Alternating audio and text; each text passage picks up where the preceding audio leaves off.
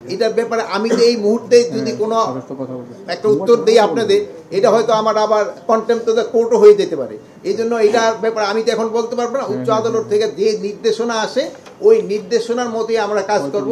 তো আমরা আশা করতে পারি একটা খুব ভালো নির্দেশনা আসবে এবং ওই নির্দেশনার আলোকে আমাদের এই অটোরিকশার এই প্রবলেমটা, এটা সমস্যাটা সমাধান হবে। তাদের ক্ষেত্রে তো সবসময় তো আহ্বান যে তারা একটা শান্তিপূর্ণভাবে তাদের প্রোগ্রামটা চালাবে, শান্তিপূর্ণভাবে। ভাঙ্গাভাঙ্গি তো কেউ চায় না, কেউ চাচ্ছে ভাঙ্গাভাঙ্গি।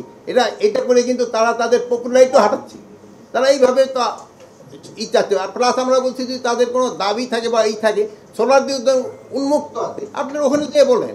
ওখানে গিয়ে যদি বললে ট্রাফিক জ্যামটা একটু কম হয়, ওখানে যে আপনি বলবেন যারই কোনো সমস্যা থাকে, আপনারা অন্যের সমস্যার ভিতরে না ফেলাইয়া আপনার প্রোভাইডটা তো দিতে পারেন, ওইটা ব্যবস্থা করেন। আমাদের দাবি মানবে না কেন? আমাদের বাংলাদেশের দেশ, আমার ভাই বোন নেই, তারা মানবে না কেন? অবশ্যই মানবে। তাগো দাবি আমরা মানবো, আমাদের দাবিও তারা মানবে।